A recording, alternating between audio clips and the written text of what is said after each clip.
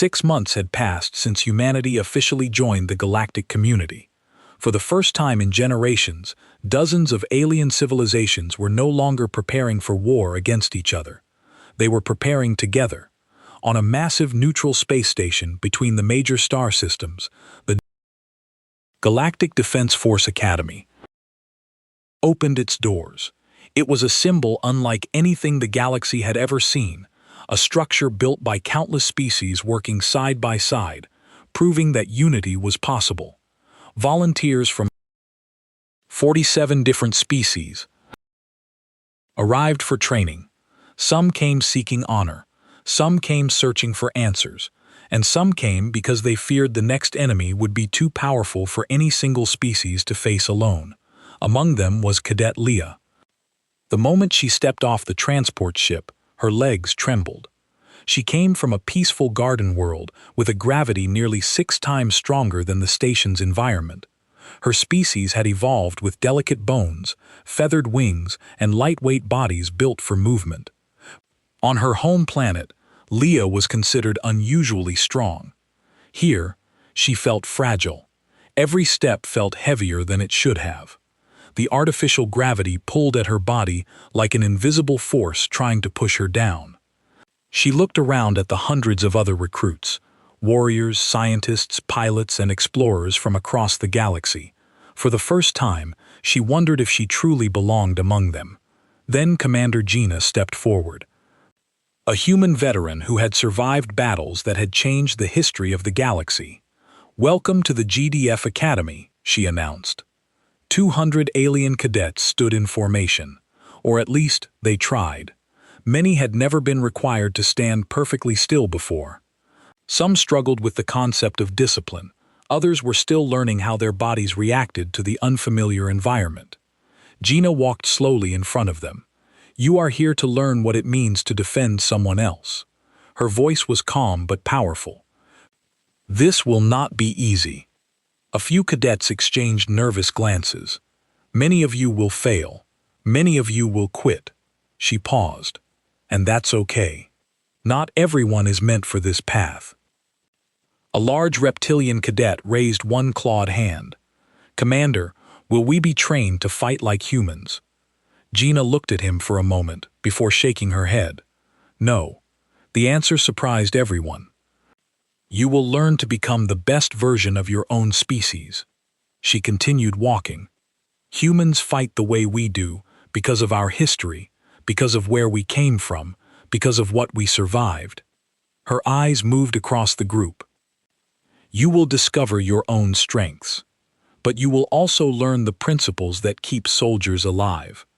The first day of training began moments later, and it was brutal. The cadets were thrown into obstacle courses under 1.2 gravity, forcing species from across the galaxy to push beyond their limits. Some collapsed, some failed, but none of them forgot the lesson. The galaxy had changed, and now its defenders had to change with it. Most collapsed after 10 minutes. Leah pushed through, her small legs burning, refusing to quit. She fell, got up, fell again. Sergeant Juan, now an instructor, helped her up. "Why are you here, cadet?"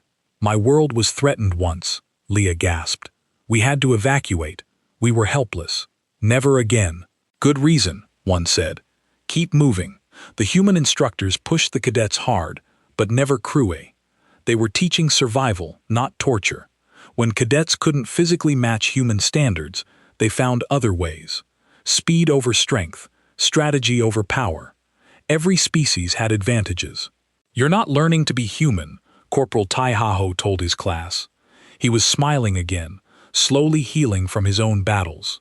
"You're learning to think like survivors." Big difference. Meanwhile, Captain Mina continued her intelligence work. Something bothered her about the Talvor Consortium. They'd accepted humanity's terms too easily. She dug deeper into their communications and found something that made her blood run cold. Admiral Mina burst into the command center. "We have a problem." Admiral Hana looked up from reports. "What kind?" "Talvor has been selling weapons to fringe species. Military-grade hardware. They're creating conflicts." "Why?" To prove the galaxy still needs human protection. If there are threats, they can hire us out as mercenaries, make us dependent on their contracts. Captain Minho slammed his fist on the console. They're manufacturing wars. And there's more. Mina said a remote human outpost was attacked last week. 12 dead, including civilians. The attackers used Talvor weapons. The room went silent. Someone had killed humans to manipulate humanity. Where's the outpost? Hana asked, her voice dangerously calm. Frontier Sector 7, Mina said. The attackers left evidence pointing to the Crush, a fringe species recently armed by Talvor. They want us to retaliate, Minho said. To prove we're violent, then they can justify controlling us. Admiral Hana stood. Captain Rena, prepare the Shadow Walker. We're going to investigate this properly. No shooting unless necessary. Admiral Minho looked surprised. They want us to be monsters. Hana said, we'll show them we're better than that. The investigation took 2 weeks. Captain Rena's stealth team tracked the raiders back to a Talvor black site. The evidence was clear. Talvor executives had hired the Crash to attack humans, then planned to offer humanity lucrative revenge contracts. It's entrapment, Rena reported. They kill our people. We overreact. They control us. Simple and evil. Admiral Hana presented the evidence to the Galactic Council. The chamber erupted in shock and outrage. High Mediator Velas looked genuinely horrified. This is beyond criminal, Velas said. Krex, you stand accused of murder and manipulation. What do you say? Krex, a Talvor executive, remained calm. We believed the galaxy needed proof of human nature. We were protecting our interests by killing innocents. Ambassador Yuna stood furious by trying to turn us into weapons. You are weapons, Krex said coldly. Deathworlders, predators. We simply tried to manage that reality. Commander Gina, attending the session, stepped forward. You murdered 12 humans to prove we're violent. The fact that we investigated instead of attacking proves you wrong. We're not animals. We're people who choose when to fight. The council voted to prosecute Krex and dismantle the Talvor conspiracy, but Ambassador Hoon, the veteran diplomat, saw deeper problems. Many species secretly agree with Krex. Han told Admiral Hana privately, they think the galaxy needs conflict to justify human military presence. They've become dependent on us for protection, and they resent us for it. Then we finish what we started, Hana said.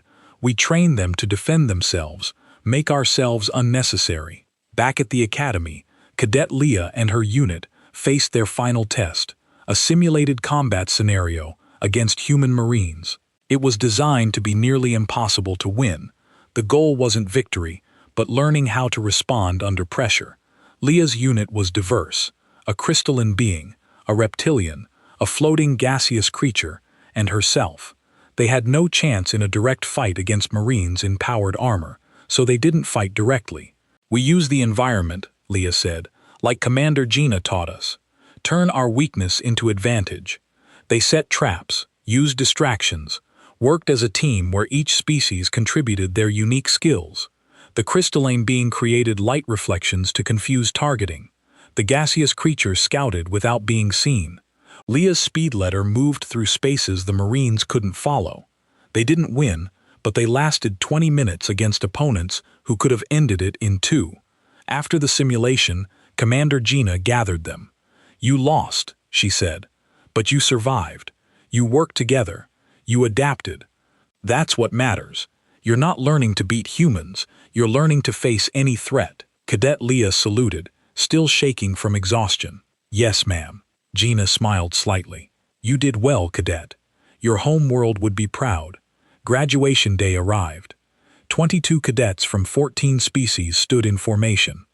More than half the original class had dropped out, unable to handle the physical and mental demands. Those who remained were changed, stronger, confident. High Mediator Velthos attended the ceremony. He watched these once helpless species stand like soldiers. They weren't human, but they weren't defenseless anymore. What have we created? Feltus asked Ambassador Yuna. A future where you can defend yourselves, Yuna replied. Where you don't need to call Deathworlders to save you. Are we losing our peaceful nature? No. Yuna said. You're learning that peace isn't the absence of ability to fight. It's the choice not to. That's stronger than ignorance of violence. Admiral Hannah stood to address the graduates. You came here afraid, weak by your own admission. Today, you leave as defenders, not warriors, not soldiers, but people willing to stand up when others can't. Take this back to your worlds. Teach them. Build defense forces. Make humanity unnecessary. A sensor alert interrupted the ceremony. Something was approaching from dark space. Not the swarm, but something else. An ancient probe scanning the galaxy. When it detected organized military resistance, it retreated. Dr. Yuna analyzed the data. That probe was testing us. Whatever sent it wanted to know if the galaxy could defend itself, and Captain Minho asked. It left. Yuna said, we passed the test. The galaxy isn't helpless anymore. High Mediator Velis had an epiphany. We survived 10,000 years of peace, not because the universe was safe, but because we were lucky. We built everything on absence of threats, not ability to face them. Humanity showed us the truth. He addressed the Galactic Council with new purpose. I propose a new charter. Defense is not optional. Every species contributes. We share technology, tactics, knowledge. The age of helplessness ends today. The vote was unanimous. The galaxy had changed. Months later, human officers served alongside alien crews. GDFMEs opened on multiple worlds. Species shared their unique strengths. Galactic medicine improved human healing. Human metallurgy improved ship armor. Crystalline beings contributed shield technology.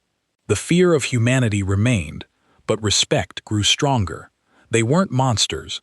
They were teachers, partners, friends who happened to come from a planet that tried to kill them. On Paxson, the grateful survivors built a monument. It listed all who died in the swarm invasion, including 3,427 human names. The inscription read in every language, they came from a death world, but they fought for all worlds. Remember them, honor them, be worthy of their sacrifice. Commander Gina visited the monument with Cadet Leah, now Lieutenant Leah, leading her own unit. They stood in silence, reading names. Do you miss them? Leah asked quietly. Every day, Gina replied. That's the cost. We teach you to fight so others don't have to die, but some always do. Thank you, Leah said, for teaching us. Thank you for learning, Gina replied. You're making us unnecessary. That was always the goal. Admiral Hannah stood on the bridge of the Indomitable, looking at Earth. Commander Gina joined her, as she had months ago. We changed the galaxy, Gina said. We gave them tools, Hannah corrected. What they build with them is up to them. Some will use this knowledge for good, some won't. That's the risk. Do you think we did the right thing? 3 weeks after the swarm's defeat, the galaxy was different. Human ships patrolled the trade routes. Marines trained on rescued colony worlds. But something felt wrong to Captain Mina, the intelligence officer aboard the Indomitable. She reviewed classified files in her small office. Her eyes narrowed. The Galactic Council had known about the swarm for months before calling Earth. They'd held committee meetings and philosophical debates while 17 colonies burned. Billions died while they discussed whether violence was ever justified. Admiral, Mina said, entering the bridge. We need to talk privately. Admiral Hannah met her in a secure room. Captain Minho joined them along with Ambassador Yuna. What did you find? Hannah asked. Mina displayed the files. The council knew. For 3 months, they tracked the swarm's approach. They held 72 separate meetings to discuss responses, every time they voted to keep trying diplomatic contact with a species that doesn't communicate. They let people die, Minho said, his voice cold. They were scared, Yuna said softly. They've never faced real threats before. That's not an excuse, Mina said. And it gets worse. The Talver Consortium, those corporate species, are already offering us contracts. They want to hire humanity as mercenaries. They see us as weapons they can point at problems. Hannah sat back heavily. So, we saved them, and now they want to either fear us or use us. Welcome to politics, Yuna said. On the Galactic Council station, High Mediator Veltus faced the divided council. Three factions had formed, each pulling in different directions. The Grateful faction, led by representatives from Paxson, wanted humanity as full partners and protectors. "They saved us when you would not," their speaker said. The Fearful faction, led by Velas himself, wanted humans contained and controlled. "They are too dangerous. What happens when they decide we are the threat?" The Pragmatic faction, backed by Talvor money, wanted to exploit humanity. "They can fight. We can profit. Simple economics." The debate raged for hours. Meanwhile, Ambassador Yuna prepared to address them all. Back on Earth, Dr. Seho interviewed the Marines who'd fought in the hive. Corporal Taiho sat in his office, no longer smiling. "Do you want to talk about it?" Seho asked. "The hive mind," Taiho said quietly. "When it spoke to us, it was afraid. I felt it die. I killed something that could think and feel." "It was necessary," Seijo said. "I know," Cho replied. "That doesn't make it easy." Sergeant Wan had nightmares. Commander Gina questioned every decision she'd made. Even Admiral Hana, who'd commanded the entire operation, sometimes woke up thinking about the 3,000 humans who didn't come home. "We're effective," Gina told Dr. Seho, "but we're not immune to what we do. The galaxy thinks we're monsters who enjoy violence. They don't see that it costs us too." Ambassador Yuna stood before the Galactic Council, flanked by Ambassador Hoon, a veteran diplomat Earth had sent to help. Hoon was old, weathered by decades of negotiating Earth's worst conflicts. "You called us savages," Yuna began, "Deathworlders monsters, and then you called us for help. We answered. We lost 3,000 people saving your citizens, and now you debate whether we deserve respect or should be controlled." The council chamber was silent.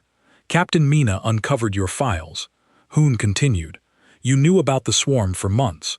You held meetings and debates while people died. You were too civilized to act, too peaceful to defend yourselves, so you called the Deathworlders to do your dirty work. High Mediator stood. We maintained 10,000 years of peace. One threat does not invalidate everything we built. Perhaps negotiation was still possible." Dr. Yuna stepped forward. She'd been invited to present her findings.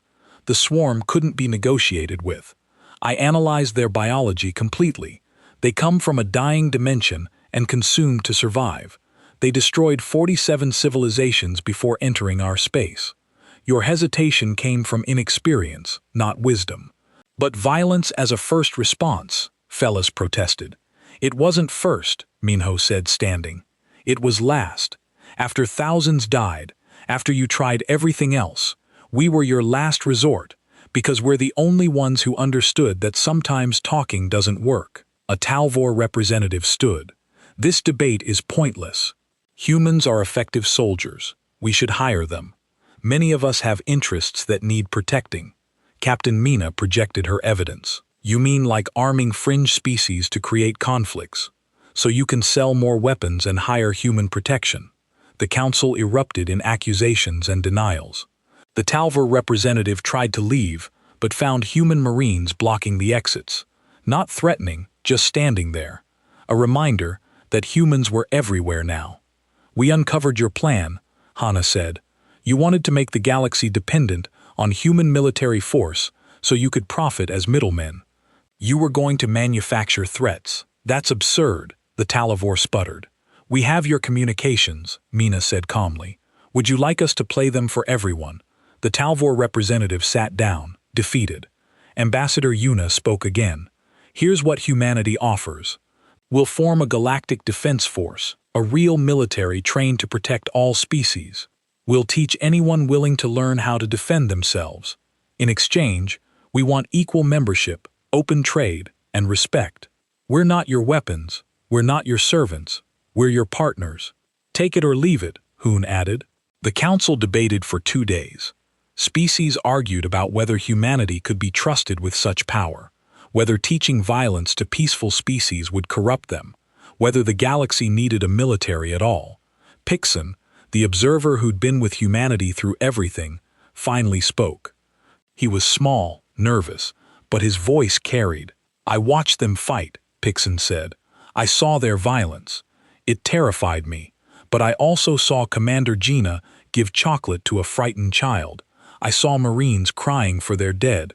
I saw Dr. Seho treating wounded soldiers with such care. They're not monsters. They're people who learn to survive a hostile universe. They're offering to teach us. We should listen."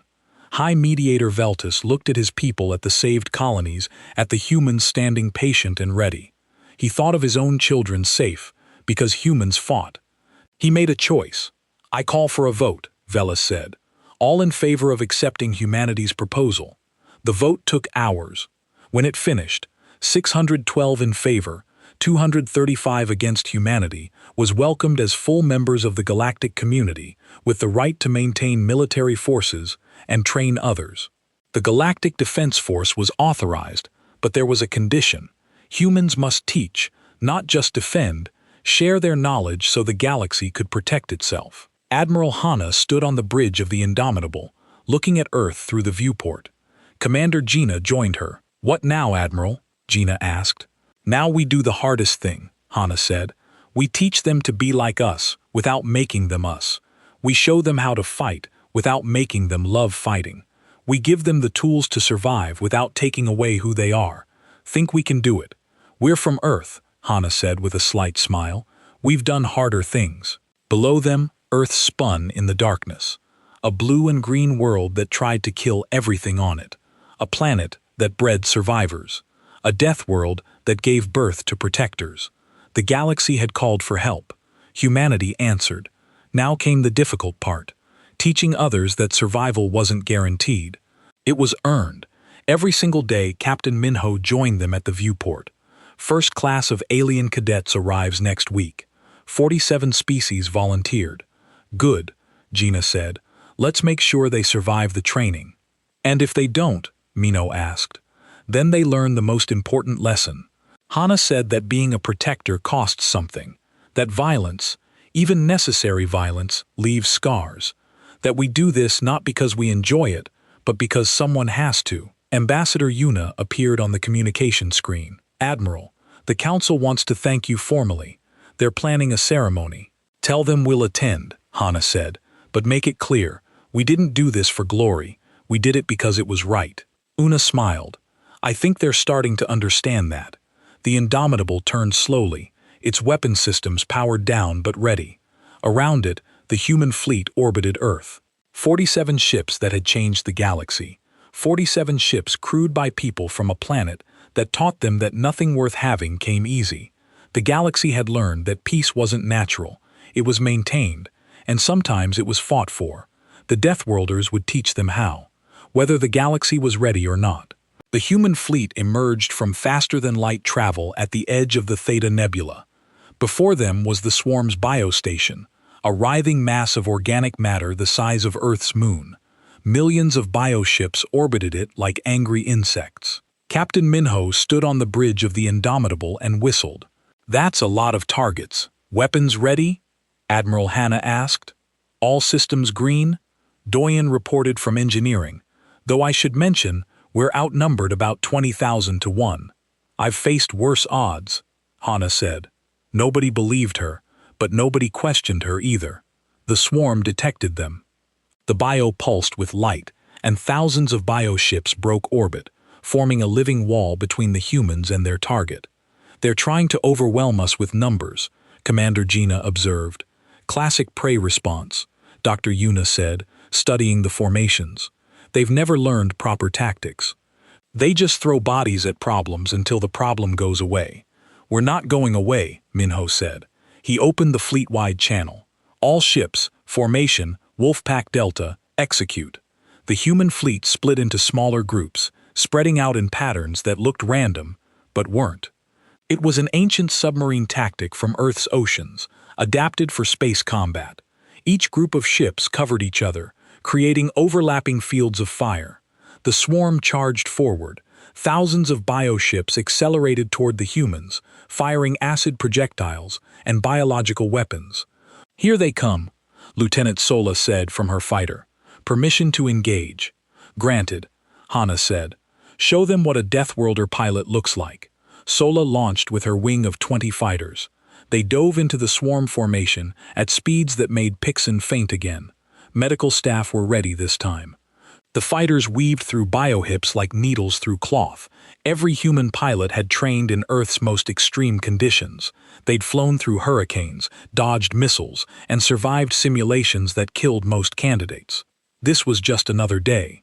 Target lock, target lock, target lock, Sola chanted, firing continuously. Biohips exploded around her. This is almost too easy. On the Indomitable, Doyen worked his magic.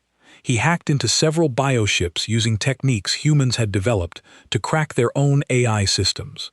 The swarm used organic computing, basically living brains for ship controls. To humans who literally ate brains, this wasn't intimidating. Got 3 of them, Doyen reported, turning them against their friends. 3 bioships suddenly opened fire on their own formation. The swarm had never experienced betrayal before. Confusion rippled through the hive mind. The human warships pushed forward, using the nebula's radiation to mask their movements. It was a tactic humans had learned hiding from their own sensors during Earth's wars. The swarm sensors were far less sophisticated. Breakthrough in Sector 7, a tactical officer reported. Exploit it, Admiral Hanna ordered. All ships full advance. The human fleet punched through the biohip wall and drove toward the station. Nuclear missiles streaked ahead, clearing paths. Railgun fire created corridors of destruction. The swarm tried to close the gaps, but humans were faster. Preparing boarding operation, Commander Gina announced. She stood in the drop bay with 200 Marines. They wore powered armor and carried weapons designed to kill, not stun. "This is crazy," said Corporal Tejo. Though he was smiling, he always smiled before combat. "We're literally shooting ourselves at their home base. It's called a boarding action," Gina said. "Humans have been doing it for thousands of years. First on ships, now in space. Same principle. The swarm won't know what hit them," added Sergeant Juan, checking his sniper rifle. The drop pods launched. 200 metal coffins shot from the Indomitable toward the biostation. Inside each pod, a human soldier waited calmly.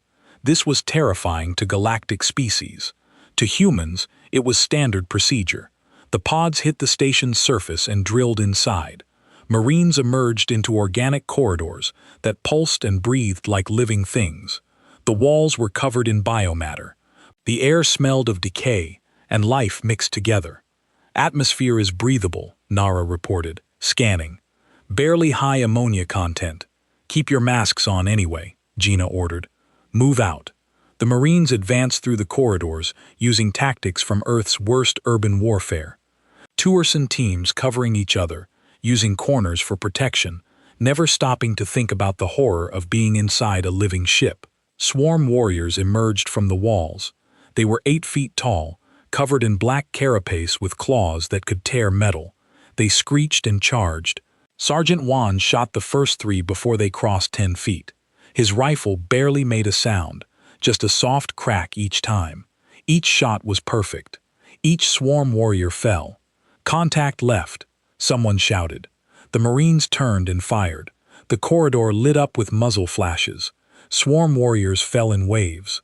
They were tough, but human weapons were designed to kill things much harder to kill. Corporal Cho found a structural node, a thick pillar of organic matter that seemed important. He attached explosives to it, humming a cheerful tune. "Cho, are you seriously humming while planting bombs inside an alien hive?" Nar asked. "It helps me focus," Chio replied. "Plus, the swarm probably finds it unsettling." They pushed deeper into the station. The swarm tried to stop them. Warriors poured from every opening, but the Marines had fought in Earth's jungles, deserts, mountains, and cities. They knew how to fight in any environment. "Neural Center should be ahead." Dr. Yuna's voice came through their radios. She was analyzing the station's structure from the Indomitable. Big organic brain. That's what controls the swarm. "We're almost there," Gina reported. They reached a massive chamber. In the center was the hive's neural center, a pulsing brain the size of a building. It glowed with bioluminescence and made sounds that hurt to hear. The hive mind spoke for the first time, not with words, but directly into their minds. "Why do you fight? We are inevitable. We consume." Gina felt the pressure of the telepathic contact. It was trying to make her afraid. She laughed instead. "Because we're from Earth," she said out loud. "And on Earth, nothing is inevitable.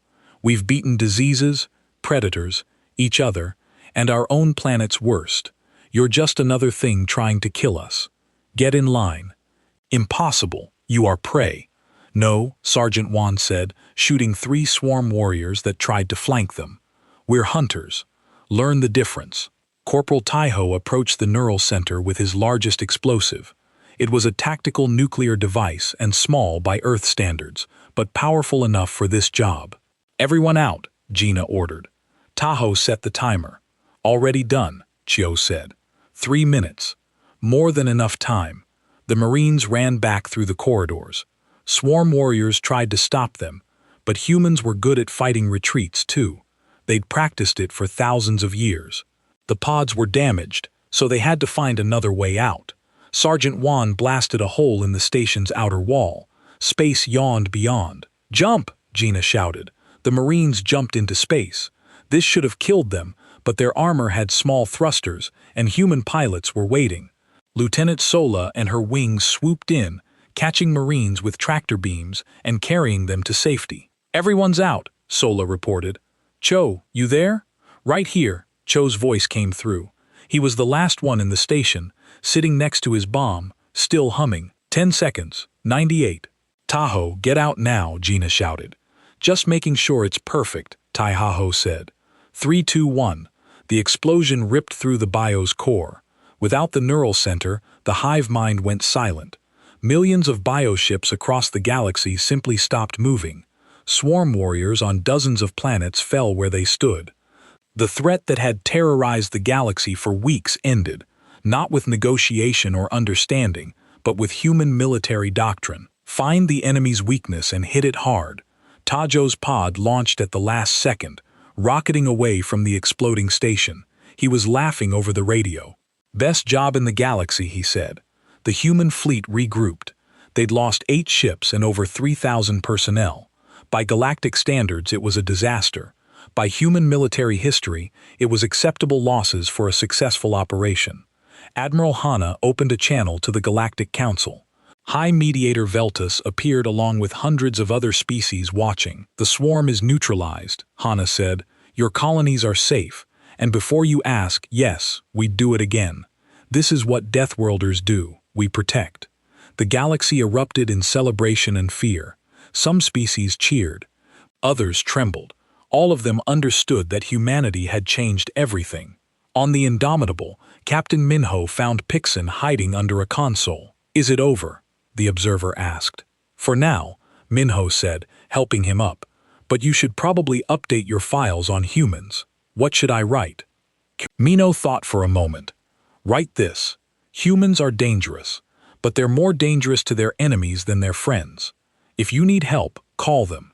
If you threaten what they protect, run." Pixon made notes with shaking paws. The Deathworlders had won. Now came the hard part. What would the galaxy do with them? The human fleet moved through space faster than any galactic vessel could match. Inside the Indomitable, Commander Gina was putting her Marines through training. The Galactic Observer, a rabbit-like creature named Pixon, watched from a safe distance. "Again!" Gina shouted. The Marines dropped and did push-ups. 50, 60, 70. Pixon's ears drooped. "This would kill my people," he whispered to his recording device. Their pre-battle ritual involves exercise that would cause cardiac arrest in most species. In the mess hall, Lieutenant Sola ate a steak, real meat from a real animal.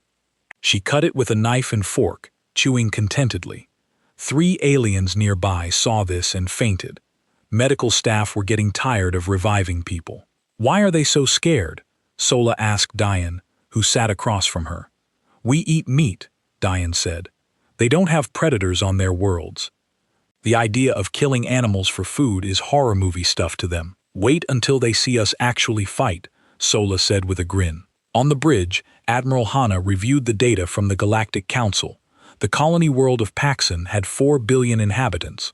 The swarm was attacking it right now. Thousands of bioships, organic vessels that looked like massive insects, were descending on the planet.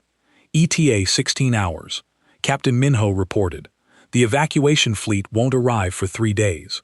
Hannah said, "Those people will be dead by then if we don't stop this." Dr. Yuna, the xenobiologist, was studying the swarm data. She looked excited, which worried everyone. "This is fascinating," she said. "The swarm uses wave tactics. Just throw numbers at the enemy until they break.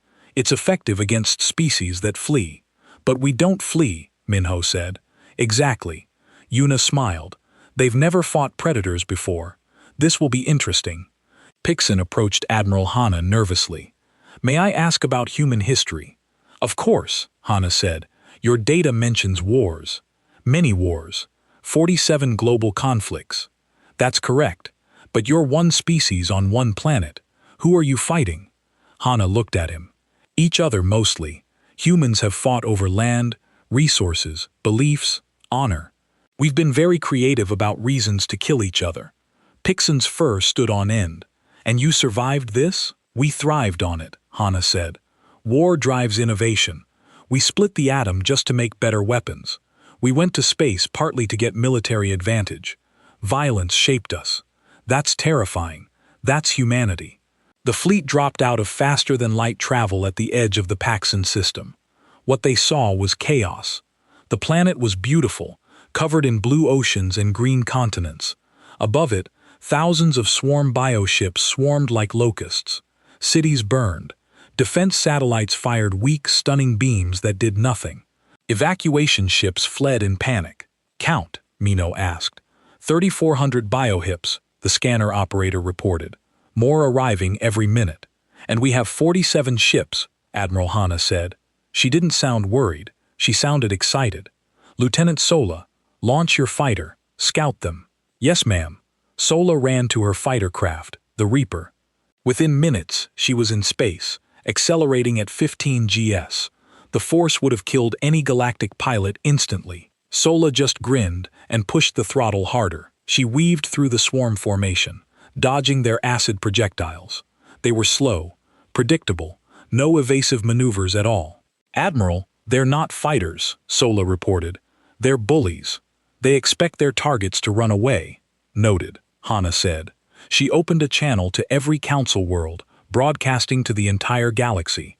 "This is Admiral Hana of the United Humanity Space Fleet. You called for help. Humanity answers. Watch carefully. This is how Deathworlders hunt." The human fleet didn't scatter like the evacuation ships.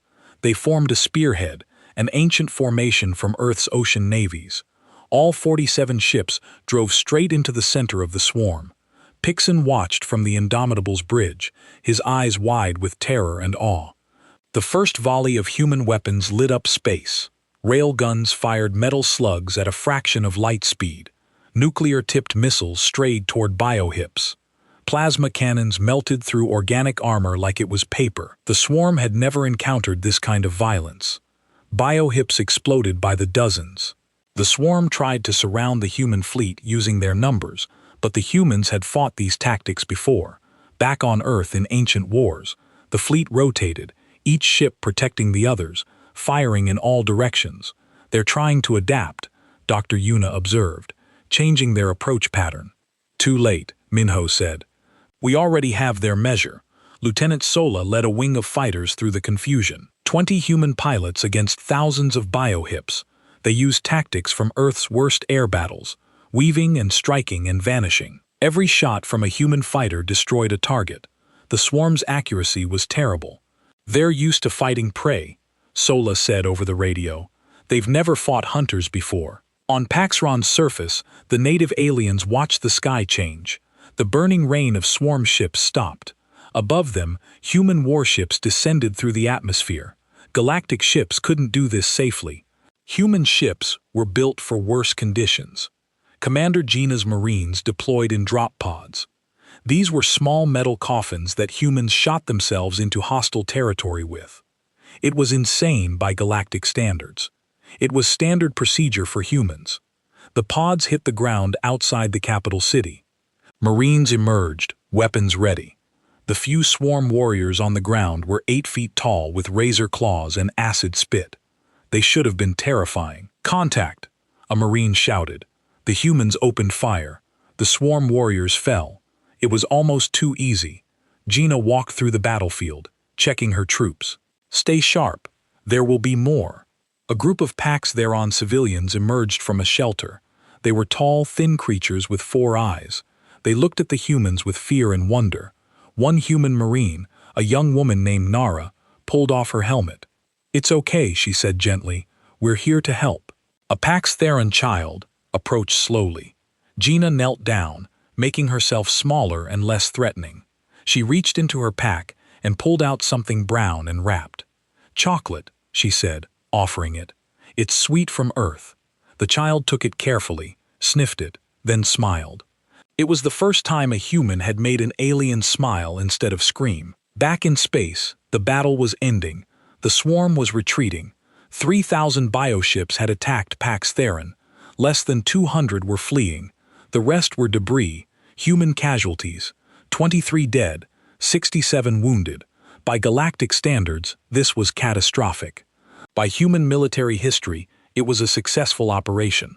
Admiral Hana watched the retreating swarm on her monitors. "They're running back to their base." "Perfect, ma'am," Miningho asked. "We track them," Hana said. "Find where they're coming from. Then we end this properly. Humans don't just defend, we attack." Captain Rena and her stealth ship, the Shadow Walker, followed the retreating biohips at a distance. The swarm led them straight to their staging ground, a massive organic station hidden in the Theta Nebula. "Found them," Rena reported. "It's big, really big, moon-sized. Get detailed scans," Hana ordered. "We're going to need them." On Paxson, the grateful aliens brought food and water to the human Marines. They were still scared, but now it was mixed with gratitude. These Deathworlders had saved them. Gina stood with her troops, looking at the saved city. "We did good today. Will there be more battles?" asked a young Marine. "Probably," Gina said. "The swarm won't stop unless we make them stop." "Good," the Marine said. "Let's finish this." Admiral Hana called a meeting of her senior staff. The hologram showed the swarm's hidden station. It was covered in biohips, millions of them. "This is their nest," Dr. Yuna said. "The heart of the swarm." "Then we cut it out," Hana said simply. "We're going to assault that station and destroy it." "That's suicide," Pixon squeaked. Minho looked at the observer. "We're from Earth. We crossed frozen wastelands and burning deserts with primitive tools. We've been to the bottom of our oceans and walked on our airless moon. We split atoms and pointed them at ourselves. We don't have limits. We have challenges." Admiral Hana addressed the entire fleet. "The galaxy called us Deathworlders like it's a curse. Let's show them it's a promise." The human fleet turned toward the Theta Nebula. 47 ships against millions.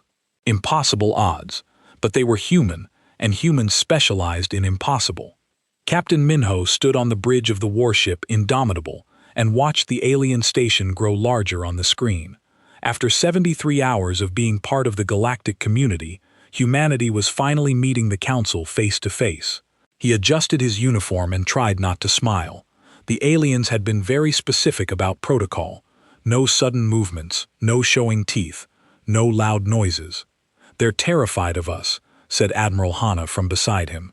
She was the fleet commander, and she looked amused. "We haven't even met them yet. Can you blame them?" Mino replied. "We come from Earth. The station was beautiful.